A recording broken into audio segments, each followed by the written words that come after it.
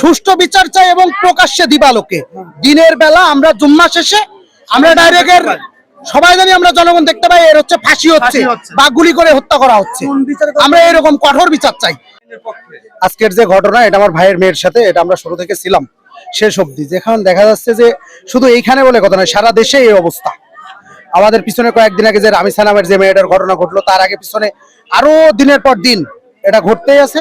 কিন্তু এটা নিয়ে সরকারও দেখি না কোনো পদক্ষেপ নিতে, প্রশাসনও দেখি কোনো পদক্ষেপ নেয় না। আমাদের মতন যারা সাধারণ জনগণ, তারা আমরা শুধু প্রশাসনের কাছে এবং যারা সরকার পক্ষের লোক আছে ওদের কাছে আমরা চেয়ে আছি যে আমরা মনে হয় সঠিক বিচার পাবো। তা আমরা কিন্তু আজ পর্যন্ত কোনো বিচার পাই নাই, শুধু রায় দিচ্ছে কিন্তু এটা বাস্তবায়ন করছে না। তো আজকে আমার ভাইয়ের মেয়ের সাথে যে ঘটনা ঘটছে, এটা খুবই নিন্দাজনক।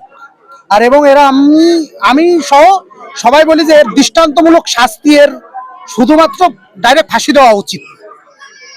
আর এটা আমাদের নিজেদেরও সচেতন হওয়া উচিত। আর এরা সাহস পায় কোথা থেকে ভাই বলতে পারবো না।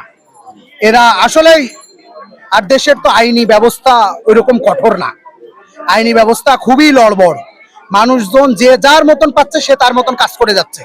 এটা নিয়ে প্রশাসনও এভাবে কঠোরভাবে কোনো রকম চাপও দেয় না, বা আমরা যারা এরকম ভুক্তভোগী আমরাও ওইভাবে শেষ পর্যন্ত যেয়ে উপরে যে এরকম বিচারও পায় না। ভাই কি বলবো, এর আপনারা সাংবাদিক মানুষ, আপনারা গণমাধ্যমের মানুষ, আপনারা আসছেন, আপনাদের দ্বারাই সারা বাংলাদেশ সহ সারা দেশের মানুষ জানুক।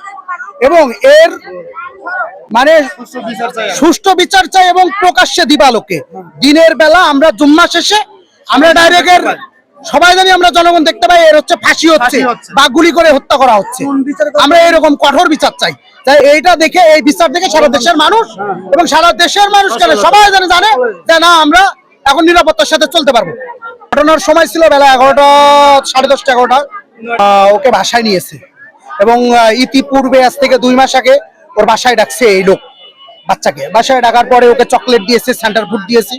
ওর হচ্ছে নিষেধ করা হয়েছে মুরব্বীকে, বাচ্চার মা দ্বারা, যে হচ্ছে আপনি ওকে চকলেট সেন্টার ফুড দিয়েন না, দিলে বাচ্চা কাচ্চার আস্তে আস্তে লোভ হয়ে যাবে, আপনার বাসায় তখন ও ইজি আসতে পারবে। আপনি এগুলো দেখাবেন না এবং দিবেন না, ওকে মেরে ধরে খেদাই দিবেন।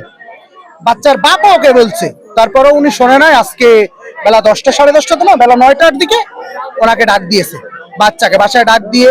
ওনার বাসায় ডিব্বার মধ্যে সেন্টার ফুড আছে, চকলেট আছে। উনি ব্যাচেলার থেকে, এগুলো তো ওনার রাখা প্রয়োজন নাই বা দরকারও পড়ে না। এই ভাই আর কিছু নাই।